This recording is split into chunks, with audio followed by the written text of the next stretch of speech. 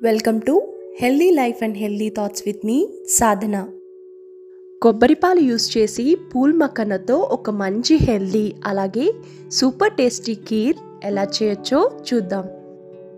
ఇక్కడ నేను 1.5 cup pool Makkana తీసుకున్నాను. అలాగే 1 ఫుల్ కప్ కొబ్బరి తీసుకున్నాను. దీనికి నేను 1 మీడియం సైజ్ కొబ్బరి తీసుకుంటే 1 కప్ కొబ్బరి ముక్కలు వచ్చాయి. 1/2 కప్ తురిమిన బెల్లాన్ని యూస్ చేస్తున్నాను. నేను ఇక్కడ యూస్ చేసిన బెల్లం కంప్లీట్గా ఆర్గానిక్ బెల్లం అండి.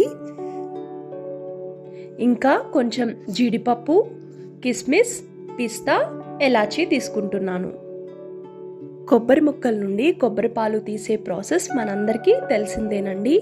ఫస్ట్ నేను ఒక మిక్సీ జార్లోకి కొబ్బరి ముక్కల్ని తీసుకుంటున్నాను. అందులో కొంచెం వాటర్ యాడ్ చేసి మెత్తగా గ్రైండ్ చేసుకోవాలి.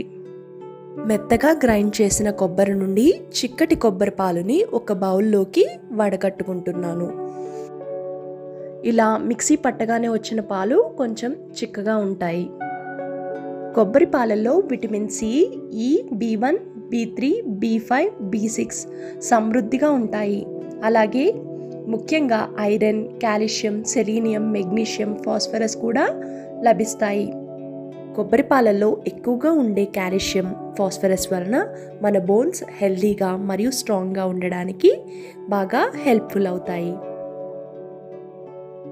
ఇక్కడ నేను చిక్కటి కొబ్బరి పాలు తీసిన తర్వాత వచ్చిన కొబ్బరిలో మళ్ళీ వాటర్ యాడ్ చేసి రెండోసారి దాన్ని మిక్సీ పడుతున్నాను. రెండోసారి ఎక్స్ట్రాక్ట్ చేసిన పాలు కొంచెం పల్చగా ఉంటాయి. దీన్ని నేను వేరే బౌల్లోకి తీసుకుంటున్నాను. కొబ్బరి పాలల్లో ఉండే లారిక్ యాసిడ్ వలన మన బాడీలో కొవ్వును కరిగించే లక్షణాలు కొబ్బరి పాలలో ఎక్కువగా ఉంటాయి. ముఖ్యంగా HDL అంటే మంచి కొలెస్ట్రాల్ని పెంచడానికి కొబ్బరి పాలు బాగా యూజ్ అవుతాయి. ఇక్కడ నేను స్టవ్ మీద ఒక కడాయి పెట్టుకుని 2 స్పూన్ల నెయ్యి యాడ్ చేసి దానిలోకి కొంచెం జీడిపప్పు, పచ్చి కొబ్బరి అలాగే కొంచెం కిస్మిస్ ఫ్రై చేసుకుని ఒక గిన్నెలోకి తీసుకుంటున్నాను. ఆ తర్వాత అదే కడాయిలోకి మనం తీసుకున్న 1.5 కప్ పూల్ మక్కన యాడ్ చేసి ఒక 10 నిమిషాలు సిమ్లో ఫ్రై చేసుకోవాలి. పూల్ మఖానాలో ఉండే SOD అనే ఎంజైమ్ ముఖ్యంగా లివర్ డీటాక్సిఫికేషన్కి బాగా యూజ్ అవుతుంది. ఇందులో ఉండే అధిక శాతం మెగ్నీషియం లెవెల్స్ బాడీలో బ్లడ్ ప్రెషర్ని కంట్రోల్ చేయడానికి యూజ్ అవుతాయి.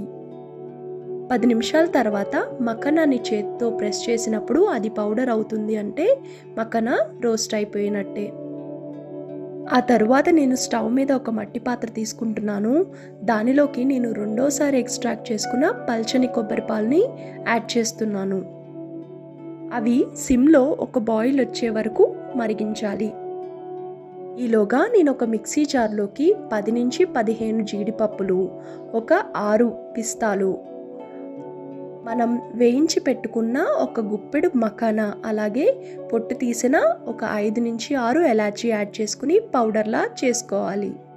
కొబ్బరి పాలు ఒక బాయిల్ రాగానే మనం వేయించి పెట్టుకున్న పూల్ మఖానా యాడ్ చేసి ఒక 5 నిమిషాలు బాయిల్ చేయాలి. తర్వాత మనం పౌడర్ చేసుకున్న పూల్ మఖానా, జీడిపప్పు, పిస్తా, ఎలాచీని దీనిలో యాడ్ చేయాలి. ఈ పౌడర్ ఈ కీర్కి చాలా మంచి ఫ్లేవర్ని యాడ్ చేస్తుంది. నేను ఇక్కడ 1/2 కప్ తురిమిన బెల్లాన్ని యాడ్ చేస్తున్నాను. మీరు తినే స్వీట్నెస్ని బట్టి బెల్లం యాడ్ చేసుకోవచ్చు. బెల్లం కొంచెం కరిగాక మనం ముందుగా తీసి పెట్టుకున్న చిక్కటి కొబ్బరి పాలని యాడ్ చేసుకోవాలి.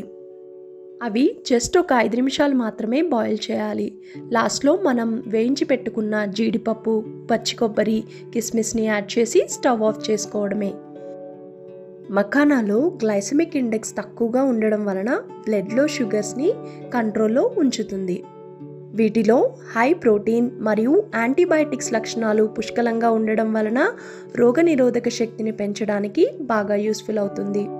ఇంత మంచి హెల్దీ మరియు టేస్టీ కీర్ని తప్పకుండా ట్రై చేస్తారని ఆశిస్తున్నాను. మీ అందరూ ఫిజికల్గా, ఫైనాన్షియల్గా, స్పిరిచువల్గా అలాగే ఎమోషనల్గా హెల్దీగా ఉండాలని మనస్ఫూర్తిగా కోరుకుంటూ ఇట్లు మీ సాధన. Thank you.